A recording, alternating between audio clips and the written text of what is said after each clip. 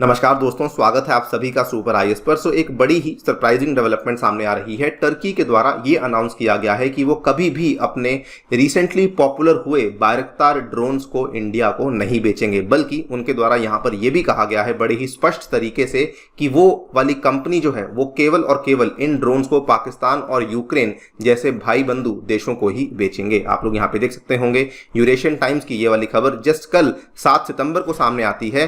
No Bayraktar drones for India, Turkish CEO says will sell TB2 UAVs only to brotherly nations like Pakistan and Ukraine।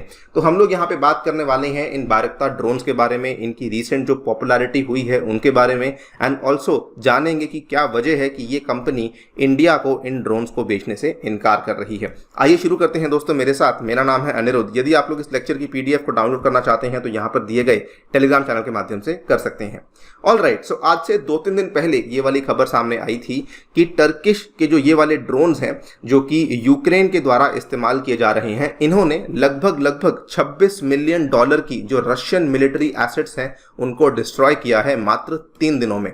बल्कि ये वाली जब खबर सामने आई थी तो उस टाइम पे इस कंपनी के जो डेवलपर हैं उन्होंने कहा था that the apparent success of the tactical drones in Kyiv has made the whole world a customer of the unmanned system. बल्कि जो ये वाला पूरा का पूरा डेवलपमेंट हुआ था, इसकी कई सारी सोशल मीडिया पे वीडियोस भी शेयर करी गई हैं जो कि काफ़ी वायरल हुई हैं। वो अनफॉर्चुनेटली हम आपके सामने यहाँ पे शेयर नहीं कर सकते हैं, लेकिन अगर आप चाहें तो ट्विटर पे जाकर के उन वीडियोस को देख सकते हैं। बल्कि इस डेवलपमेंट के बाद फोर्ब्स ने यहाँ पर यह भी कहा कि ये वाला जो अनमैन्ड एरियल सिस्टम है, this is the most valuable player during the first 4 months of the war. बल्कि इतना ही नहीं, केवल यूक्रेन में ही नहीं, ये वाले ड्रोन्स का इस्तेमाल अर्मेनिया अजरबैजान में जो कॉन्फ्लिक्ट चल रहा है वहां पर भी किया गया। अजरबैजान के द्वारा इन पर्टिकुलर ड्रोन्स का इस्तेमाल किया गया।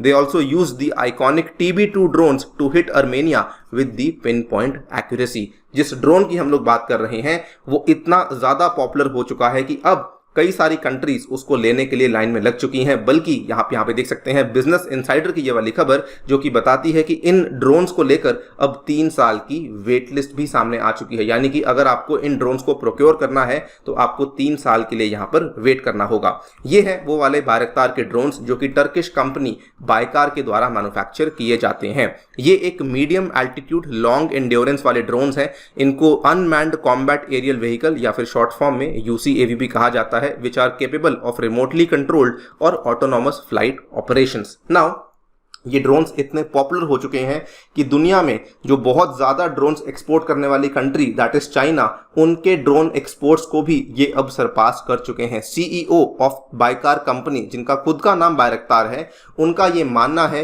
कि Baykar drones are currently the most popular product world wide. उन्होंने बल्कि ये भी कहा the company has eclipsed China's overall drone exports. China के 2 बहुत ही फेमस ड्रोन्स हैं जिनका काफ़ी ज़्यादा एक्सपोर्ट होता है, जिसका नाम है विंगलूंग एंड रेनबो CH मॉडल्स, लेकिन उनको भी अब हम लोग एक्लिप्स कर चुके हैं। इनफैक्ट इनका यहाँ पर यह भी मानना है कि इवन दो हम दोनों की जो ड्रोन्स हैं उनके प्राइसेस काफ़ी हद तक सिमिलर हैं, लेकिन क्योंकि हमारे ड्रोन्स में म्यूनिशंस काफ़ी स्मार्ट है, प्रिसीजन अटैकिंग पावर काफ़ी स्ट्रांग है, इसीलिए हमारे ड्रोन्स की जो यहाँ पे डिमांड है वो काफ़ी ज़्यादा बढ़ चुकी है। इंटरेस्टिंगली इनके द्वारा यहाँ पर यह भी कहा कि कई सारी मिलिट्रीज ऐसी हैं दुनिया की जो कि इन ड्रोन्स से नाखुश हैं, जो कि चाइना के द्वारा ये खरीदे जा रहे हैं, जो कि चाइना से खरीद रहे हैं, और एक बार उनको मालूम पड़ता है TB2 ड्रोन्स के बारे में तो वो जल्दी ही उन ड्रोन्स को रिटायर कर देते हैं। आप यहाँ पे देख भी सकते हैं, इसका एक उदाहरण भी है।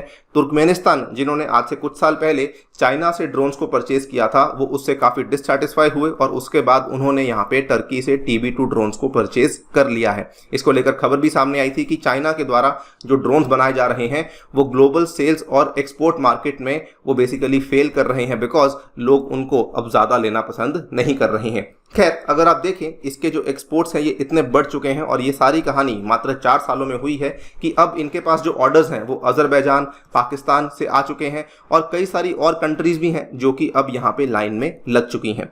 इसी मौके पर एक रिपोर्टर ने इनसे पूछा कि अगर कल को इंडिया आपसे इन ड्रोन्स को परचेज करने की बात करता है तो आपका जवाब उसके लिए क्या होगा। तो इन्होंने बड़े ही स्पष्ट तरीके से कहा कि as a company principle we are against war profiteering और selling arms to both sides in the conflict. यहां तक तो बात ठीक थी, यहां तक बात इनफैक्ट लॉजिकल भी कहूंगा, बिकॉज इन्होंने कहा कि हम दोनों देशों को यहां पे कभी भी इन ड्रोन्स को नहीं बेचेंगे, बिकॉज दोनों देश एक दूसरे के एडवर्सरी कंट्रीज हैं। लेकिन जब उन्होंने ये वाला स्टेटमेंट कहा तब ये थोड़ा सा लगा कि कहीं ना कहीं ये एक नैरो सोच के साथ ऑपरेट कर रहे हैं। Our priority is to share our capabilities with only brotherly countries that we have strategic relations with, हमारे दोस्तों के साथ, हमारे अलायंस के साथ, नाटो मेंबर्स के साथ। इन्होंने कहा countries like Azerbaijan, Pakistan and Ukraine, they are our priority. Now ये काफी इंटरेस्टिंग बात है कि टर्की के द्वारा इस तरह का स्टेटमेंट दिया गया है जो कि ऑलमोस्ट ये बताता है कि टर्की जो है वो इंडिया के साथ ज्यादा अच्छे डिफेंस रिलेशंस बनाने में इंटरेस्टेड नहीं है। सवाल ये भी आता है कि क्या इंडिया को वाकई में टर्की के ऊपर डिपेंडेंट होना चाहिए। तो इसको लेकर आप देखिए दोस्तों, पिछले साल की बात है, सितंबर 22, 2021 जब यूएनजीए का एड्रेस हुआ था, उस टाइम पे टर्की प्रेसिडेंट रेसिप अर्दोगान ने एक स्टेटमेंट उठाया था जिसमें कि उन्होंने कश्मीर के मुद्दे को उठाया था। ऑब्वियसली इंडिया इस चीज को लेकर काफी नाखुश था, बिकॉज कश्मीर का जो मुद्दा है वो केवल और केवल इंडिया पाकिस्तान का बायलैटरल मुद्दा है जिसमें कि किसी तीसरी कंट्री को इंटरफेरेंस या दखलंदाजी नहीं देनी चाहिए। सिमिलर चीज हमें 2020 में यूएनजीए के एड्रेस में देखने को मिली थी। उस टाइम पर भी इंडिया काफी नाखुश था। उन्होंने कहा था कि दिस इज कंप्लीटली अनएक्सेप्टेबल, यानी कि टर्की जो है वो बार बार बेसिकली पाकिस्तान के लिए यहाँ पर उनको सपोर्ट करता रहता है, कश्मीर के मुद्दे में दखलंदाजी देता रहता है। और ये चीज भी हम सभी को मालूम है कि पाकिस्तान जो है वो कश्मीर प्रोपेगेंडा के लिए टर्की को कई बार इस्तेमाल भी कर चुका है। इसके अलावा पाकिस्तान और टर्की मिलकर के एक इस्लामिक वर्ल्ड फाइटर जेट को भी बना रहे हैं, यानी कि उनके आपस में जो डिफेंस टाइज हैं वो काफी ज्यादा वैसे भी सुधर चुके हैं।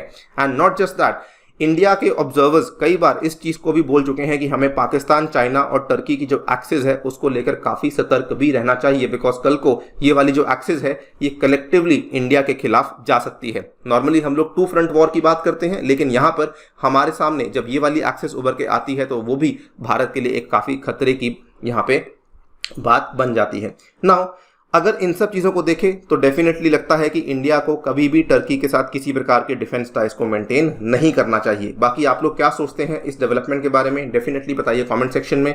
फिलहाल के लिए वीडियो में इतना ही। जाने से पहले आपको बताना चाहूंगा कि टेक्स्ट बुक आपके लिए लेकर आए सुपर कोचिंग, जिसके चलते आप लोग अपने घर बैठ के इंडिया के बेस्ट यूपीएससी इंस्टीट्यूट से अपनी तैयारी को शुरू कर पाएंगे यूजिंग अ सिंगल सब्सक्रिप्शन, जिसमें आपको स्टडी नोट्स, डाउट रेजोल्यूशन और मॉक टेस्ट भी अवेलेबल करवाए जाएंगे और आपको इसमें हमारे द्वारा भी लेक्चर्स अवेलेबल करवाए जाएंगे। और ये सभी चीज़ें आपको मिल सकती हैं केवल और केवल 2400 रुपीज़ पर मंथ में, अगर आप लोग मेरा कूपन कोड A2 सर इस्तेमाल करते हैं।